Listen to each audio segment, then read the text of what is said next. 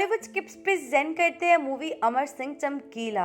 यह हकीकत और मबनी फिल्म है जो कि 2024 में रिलीज हुई। IMDb में इसकी रेटिंग 8.4 है। फिल्म की शुरुआत में सन 1988 में पंजाब के मैसमपुर गांव को दिखाया जाता है, जहां लोगों का बहुत बड़ा हजूम एक सिंगर कपल अमर सिंह चमकीला और उनकी बीवी अमरजोत कौर को देखने के लिए आया होता है।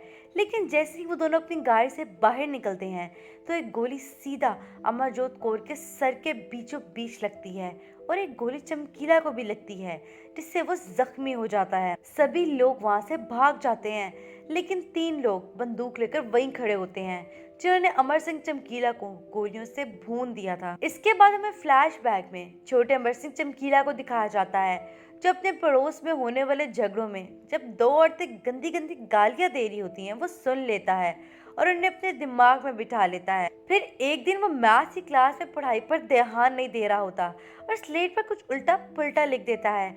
ये सब उसके टीचर देख लेते हैं और उसे बहुत बुरी तरह मारते हैं। इसके बाद हमें प्रेजेंट डे में उन्हीं लोगों को दिखाया जाता है जिन्होंने अमर सिंह चमकीला और उसकी बीवी का कत्ल किया होता है। वो लोग उनकी बॉडी को ट्रक में लाद कर कहीं लेके जा रहे होते हैं। पूरे शहर में प्रोटेस्ट शुरू हो जाता है ये जानने के लिए कि आखिर इनका कत्ल किसने किया।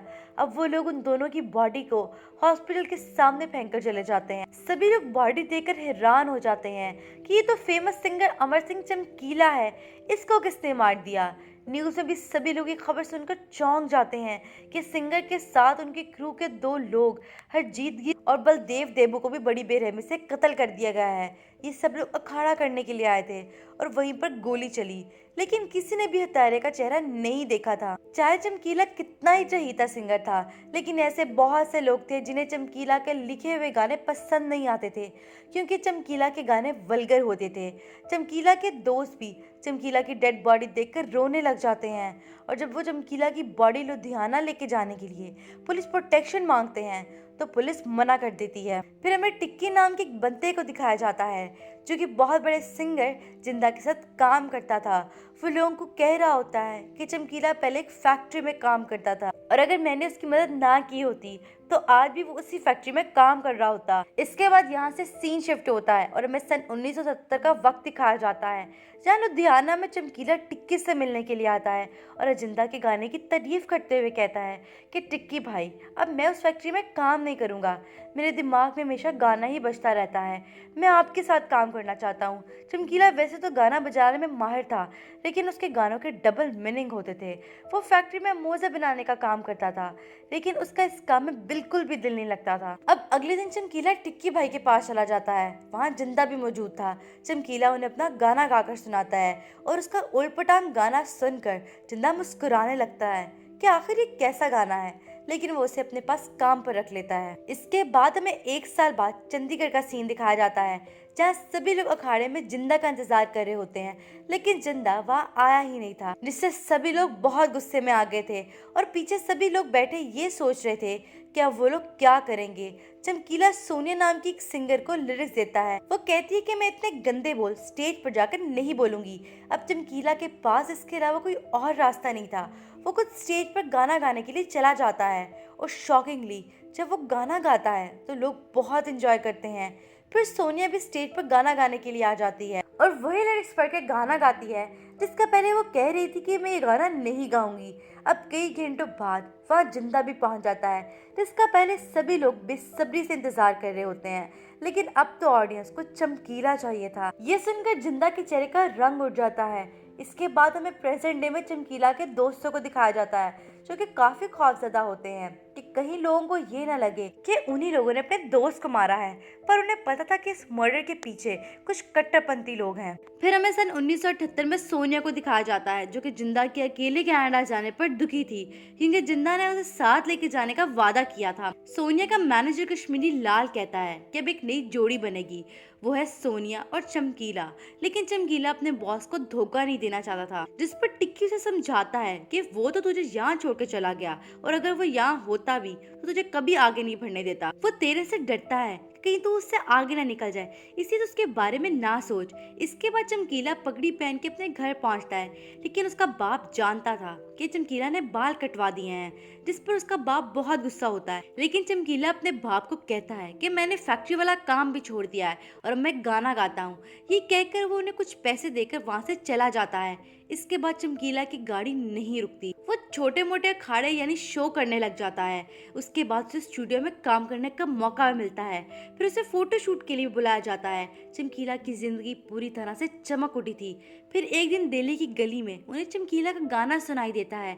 ये सुनकर चमकीला और टिक्की बहुत ज्यादा खुश हो जाते हैं, क्योंकि चमकीला सच में बहुत फेमस हो गया था। लेकिन जिस दुकान में गाना बज रहा होता है, वो दुकानदार चमकीला को पहचानता ही नहीं था और वो उन्हें वहां से भगा देता है। अब प्रेजेंट डे में चमकीला के दोस्त की इस तरह डेड बॉडी को लुधियाना ले आते हैं, लेकिन चमकीला का बाप ये मानने से इनकार कर देता है कि उनका बेटा मर चुका है। वो अभी भी अपने बेटे को कह रहा होता है कि उठ जा, तुझे अखाड़े के लिए जाना है। तभी घर के बाहर पुलिस की गाड़ी आती है और डीसीपी चमकीला के दोस्तों से बातें करने लग जाता है। वो डीसीपी को बताते हैं कि हत्यारे खेत के रास्ते से आए थे और उनके चेहरे भी किसी ने नहीं देखे थे। फिर डीसीपी पूछता है कि तुम लोग कब से चमकीला को जानते हो, तो वो लोग कहते हैं 7-8 साल से, उस वक्त से जब चमकीला का सोनिया के साथ झगड़ा हो गया था। इसके बाद एक दफा फिर हमें टिक्की को दिखाया जाता है, जो सोनिया के मैनेजर के साथ लड़ रहा होता है, क्योंकि गाना और म्यूजिक चमकीला बनाता और प्रॉफिट सारा वो मैनेजर ले जाता। लेकिन चमकीला उसे लड़ने के लिए नहीं आया था। वो मैनेजर से कहता है कि आप मुझे थोड़े ज्यादा पैसे दे दो, लेकिन मैनेजर अकड़ में आकर बोलता है कि नहीं दूं तो, और वो गुस्से में उसे वहां से निकाल देता है। अब चमकीला के पास अखाड़े का कोई काम नहीं था और वो दोबारा फैक्ट्री में काम करने लग जाता है। लेकिन वो तंग आ गया था, क्योंकि वो गाना गाना चाहता था। वो जानता था कि लोग क्या सुनना चाहते हैं, इसलिए वो टिक्की से कहता है कि मैं अपने दम पे आगे बढ़ूंगा। इसके बाद वो रास्ते में नाम और नंबर एक बोर्ड पे लिखकर बैठ जाता है और वही गाना गाने लगता है। फिर एक दिन उसे कुछ लोगों का फोन आता है, जो उसे अखाड़े में परफॉर्म करने का मौका देते हैं। चमकीला फेमस होने लगता है। भला उसके गाने डबल मीनिंग होते हैं, लेकिन इसके बावजूद लोगों को उसका गाना बहुत पसंद आता था और लोग उसे शो के लिए धड़ाधड़ बुक भी कर रहे थे। अब एक दिन ऐसे ही कश्मीरी लाल और सोनिया जब कश्मीर से लुधियाना वापस आते हैं, तो वो अपने ऑफिस में चमकीला के लोगों को बैठा हुआ देखते हैं, तो वो आग बबूला हो जाते हैं, क्योंकि कश्मीरी लाल और सोनिया को दुकान के पैसे ना देने की वजह से निकाल दिया गया था। उधर चमकीला अपने शो तो कर रहा था, लेकिन उसे हर दिन एक फीमेल सिंगर ढूंढने में मसला हो रहा था। और फिर एक दिन उन्हें अमरजोत कौर के बारे में पता चलता है और अमरजोत कौर के बाप और भाई चमकीला के साथ अगले 1 महीने का एग्रीमेंट करते हैं। अब अमरजोत और चमकीला साथ में गाने की प्रैक्टिस करने लगते हैं, लेकिन जब उन दोनों को साथ में पहला अखाड़ा मिलता है तो वहाँ फायरिंग शुरू हो जाती है। इस पर लोगों को लगता है कि अमरजोत चमकीला के लिए बैड लक लेकर आई है। ये बात अमरजोत सुन लेती है, लेकिन चमकीला उसे समझाता है और तसल्ली देता है कि अच्छा ही हुआ कि अखाड़ा कैंसिल हो गया, अब हम मजीद गानों की प्रैक्टिस कर लेंगे। इसके बाद वो अखाड़े में गाना गाने लगते हैं। उनकी जोड़ी बहुत फेमस हो जाती है। वक्त गुजरने के साथ साथ उन्हें स्टूडियो में गाना गाने का भी मौका मिलता है और वो फोटो शूट भी करवाते हैं। उनकी पॉपुलैरिटी भी बढ़ती जाती है। वक्त गुजरने के साथ साथ वो दोनों एक दूसरे को पसंद भी करने लगते हैं और एक रात वो दोनों इंटीमेट हो जाते हैं। और इसके कुछ दिनों बाद अमरजोत कौर का बाप कहता है कि मैंने किसी दूसरे सिंगर से बात कर ली है, अब हम उन्हीं के साथ काम करेंगे। अमरजोत का भाई कहता है कि चमकीला के साथ सब कुछ ठीक तो चल रहा है। इस पर उसका बाप कहता है कि मैं यहाँ बहुत महीने हो चुके हैं, अगर इन दोनों के बीच कुछ हो गया तो सब खत्म हो जाएगा। टिक्की भी ये सुनकर बहुत गुस्से में आ जाता है। वो अमरजोत से कहता है कि तुम्हारा बाप एक लालची इंसान है, वो पूरी जिंदगी तुम्हारी कमाई खाता रहेगा। वो अमर से कहता है कि कोई तो रास्ता होगा। इस पर अमर कहती है कि चमकीला को बोल मुझसे शादी कर ले। चमकीला भी मान जाता है और अगले ही दिन उन दोनों की शादी हो जाती है। फिर उसी रात चमकीला को मारने के लिए कुछ गुंडे आ जाते हैं। चमकीला टिक्की को कहता है ये गुरमेल के भाई होंगे। टिक्की कहता है ये गुरमेल कौन है? चमकीला बताता है वो मेरी पहली बीवी है। टिक्की गुस्से में आ जाता है और कहता है कि दोस्त होने के बावजूद तूने इतनी बड़ी बात मुझसे छुपाई। लेकिन फिर वो दोनों ड्रिंक करके गुरमेल के भाइयों से लड़ने चले जाते हैं। अब अगले दिन गांव में पंचायत बैठती है। कोई भी चमकीला की दूसरी शादी से खुश नहीं था। वो सोचता है कि मैं एक पॉपुलर सिंगर हूँ, गांव वाले मुझे माफ कर देंगे, लेकिन सरपंच सबके सामने से थप्पड़ मारता है। पर चमकीला किस तरह गांव वालों को मना लेता है, ये कहकर भला मैंने दूसरी शादी कर ली है, लेकिन मैं हर महीने अपनी पहली पहली बीवी को 5,000 रुपए भेजता हूँ और मैंने अपनी बीवी को ऑस्ट्रेलियन गाय भी गिफ्ट की है। इसके बाद कुछ गांव वाले चमकीला के साथ होते हैं और कुछ गांव वाले उसके खिलाफ। फिर रात के वक्त चमकीला अपनी पहली बीवी गुरमेल से मिलता है, जो कि काफी नाराज थी क्योंकि बच्चा होने के बावजूद चमकीला ने दूसरी शादी कर ली थी। लेकिन चमकीला कुछ कहे बगैर उसे 5,000 रुपए देकर वहाँ से चला जाता है। फिर चमकीला अमरजोत से मिलने आता है क्योंकि उसने उसे भी अपनी पहली शादी के बारे में कुछ नहीं बताया होता। चमकीला कहता है कि अगर मैं तुझे सब कुछ पहले बता देता तो क्या हमारी शादी होती। चमकीला समझाता है और एक दफा फिर से वो दोनों अखाड़ा करने लग जाते हैं। हर गली, हर पार्टी, हर सेलिब्रेशन में चमकीला के ही गाने बज रहे होते हैं। इसके बाद हमें सन 1984 का वक्त दिखाया जाता है, जब पंजाब के बरनाला में बहुत बड़ा दंगा हो गया था। 24 लोग मारे गए थे जबकि 115 लोग जख्मी हुए थे। हर तरफ डर का माहौल था, लोग खौफ के मारे घरों से बाहर नहीं निकल रहे थे। ऐसे में मसला ये हो गया था कि अखाड़ा सुनने कौन आएगा, क्योंकि उस वक्त तो लोगों के पास खाना खरीदने के पैसे नहीं थे, तो गाना सुनने कैसे आएंगे। लेकिन चमकीला के साथ इससे बिल्कुल उल्टा हुआ। लोग चमकीला के पीछे पागल थे। वो उस वक्त कुछ ऐसा सुनना चाहते थे कि लोग कुछ वक्त के लिए ही सही पर अपनी तमाम टेंशनों को भुला दें। यहाँ लोग दंगों से मर रहे होते हैं और दूसरी तरफ चमकीला के नए एल्बम की रिकॉर्डिंग इतनी बिकती है कि सारे रिकॉर्ड टूट जाते हैं। लेकिन ये सब कुछ लोगों को पसंद नहीं आता। वो कहते हैं कि पंजाब में लोगों की जान जा रही है और ऐसे में चमकीला वल्गर गाने बना रहा है। इससे पंजाब की रेपुटेशन खराब हो रही है। फिर एक दिन चमकीला का इंटरव्यू लेने के लिए एक फीमेल रिपोर्टर आती है, लेकिन चमकीला उसकी तरफ देखता भी नहीं है। वो फीमेल रिपोर्टर कहती है कि आप मेरी तरफ देख क्यों नहीं रहे, आप घबरा क्यों रहे हैं। इस पर चमकीला कहता है कि आपने जीन्स पहनी है। फीमेल रिपोर्टर कहती है तो क्या हुआ, आप अपने गाना में दुनिया भर की वल्गैरिटी भर देते हैं और आपको मेरी जीन्स पहनने से प्रॉब्लम है। चमकीला कहता है कि बचपन से ही मैंने ये सब देखा है, यही सुना है, इसलिए मैं सब लिखता हूँ। लेकिन मैंने कभी किसी लड़की को जीन्स पहने नहीं देखा। यहाँ के लोग जो सुनना पसंद करते हैं मैं वही गाना बनाता हूँ और अगर मैंने ऐसा ना किया तो मैं खत्म हो जाऊंगा। लेकिन वो रिपोर्टर न्यूज़पेपर में चमकीला के खिलाफ जहर उगल देती है। इसके बाद हमें दिखाया जाता है कि अमरजोत प्रेग्नेंट हो जाती है और पूरा गांव उसके बारे में उल्ट-पटांग बातें करने लग जाता है। लोग अमरजीत के बाप को भी समझाते हैं कि वो लड़की तेरे खानदान की इज्जत मिट्टी में मिला रही है। फिर एक दिन चमकीला को डांटने के लिए अमरजोत की 2 बहनें आ जाती हैं और कहती है कि हमारी दीदी ये सब वल्गर गाने नहीं गाएगी। पर चमकीला अमरजोत को समझाने लग जाता है और कहता है कि हमें अखाड़े पर जाना ही होगा, 4,000 रुपए मिलेंगे, हमें आज तक इतने पैसे नहीं मिले। वो कहता है कि अमिताभ बच्चन की फिल्मों की तरह हमारी टिकट ब्लैक में बिक रही है। ये सब सुनकर अमरजोत मान जाती है। इसके बाद हमें प्रेजेंट डे का सीन दिखाया जाता है जब चमकीला के दोस्त ये सारी स्टोरी डीसीपी को सुना रहे होते हैं। डीसीपी कहता है कि तुम सबका तो काम ही यही है, समाज को गंदा करना, पर वो बेचारी औरत तुम लोगों की बातों में आ गई। फिर यहाँ से सीन शिफ्ट होता है और हमें दिखाया जाता है कि कुछ महीनों बाद अमर सिंह के घर बच्चा पैदा होता है और वो लोग अमरजोत के घर जाते हैं। उन्हें साथ देखकर अमरजोत की बहनें गुस्से में कहती हैं कि कोई कैसे औरत के बारे में इतना गंदा लिख सकता है। तो उसकी दादी कहने लगती है कि मर्द तो औरत के बारे में गंदा ही सोचते हैं लेकिन बोलते नहीं हैं, पर चमकीला बोल देता है। यानी कि दादी ने भी चमकीला के गाने सुने होते हैं। फिर वहीं पे सभी लोग चमकीला के गाने पे झूमने लग जाते हैं और इस तरह गांव में सभी औरतें उसका गाना सुनने लगती हैं और उसका गाना सुनने के लिए अखाड़े में भी जाती हैं। फिर एक दिन अखाड़े में कई औरतें छत पे खड़ी उसका गाना सुन रही होती हैं और वो छत गिर जाती है। लेकिन इस हादसे के बावजूद भी लोग उसके अखाड़े में आना बंद नहीं करते। फिर एक दिन चमकीला के ऑफिस के बाहर कुछ लोग धमकी बढ़ाकर छोड़ जाते हैं जिसमें लिखा होता है कि वल्गर गाने गाना छोड़ दे वरना चमकीला मारा जाएगा। यहाँ सीन प्रेजेंट में शिफ्ट होता है और हमें सीविया नाम के एक आदमी को दिखाया जाता है जो कि भागता हुआ चमकीला की बॉडी को देखने के लिए आता है। फ्लैशबैक में हमें दिखाया जाता है कि सीविया ऑफिस के अंदर झांक रहा होता है और सभी लोगों को लगता है कि शायद यही आदमी था जिससे चिट्ठी छोड़ी थी, पर उन्हें पता चलता है कि आदमी इनकम टैक्स डिपार्टमेंट से है।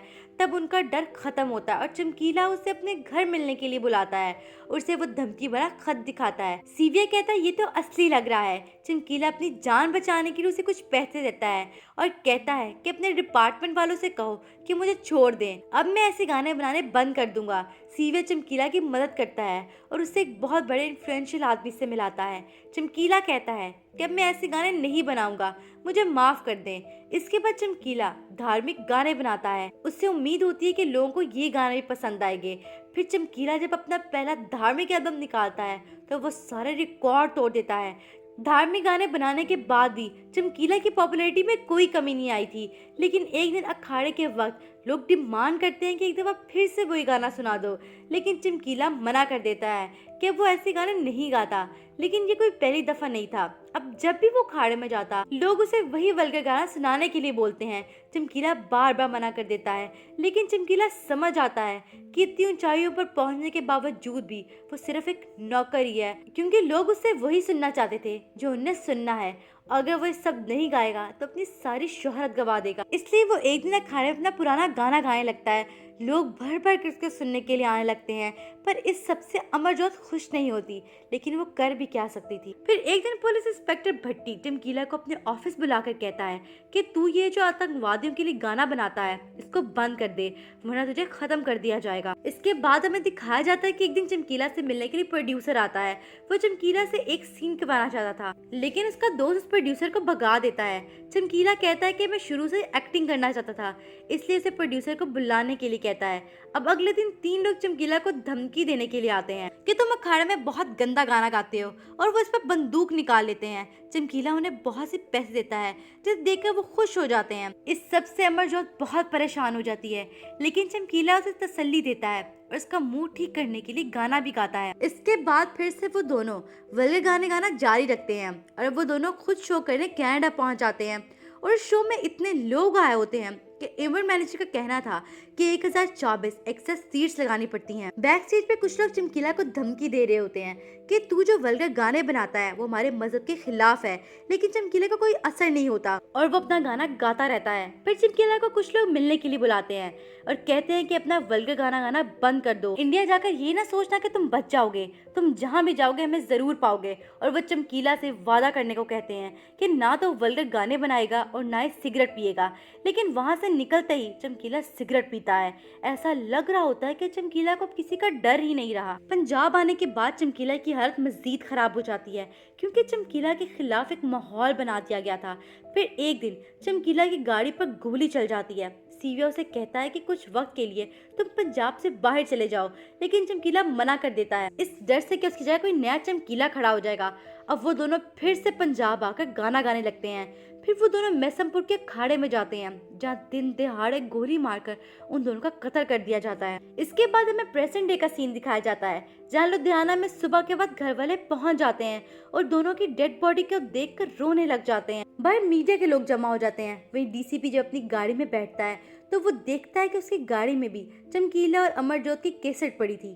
चमकीला की मौत के बाद लोग सड़कों पर प्रोटेस्ट करने के लिए निकल पड़ते हैं। मीडिया भी पुलिस के पीछे पड़ जाता है, क्योंकि पुलिस ने बिना जाने कि उन दोनों को किससे मारा था बड़ी आसानी से केस को क्लोज कर दिया था। अब डीसीपी जब अपने घर पहुंचता है तो उन्हें अपने बेटे के कमरे से चमकीला के गाने की आवाज सुनाई देती है, और वो जैसे ही दरवाजा खोलता है उनका बेटा पढ़ाई करने के लिए बैठ जाता है। इस पर डीसीपी कहता है कि अगर तेरा मन है तो सुन लिया कर। चमकीला भले ही दुनिया में नहीं रहा, लेकिन उसके गाने पर लोग आज भी झूमते हैं। इसी के साथ हकीकत में अपनी कहानी अपने इख्तिताम को पहुंचती है, लेकिन चमकीला और उसकी बीवी के कत्ल की गुत्थी आज तक नहीं सुलझी। पुलिस आज तक उन कातिलों को नहीं पकड़ पाई।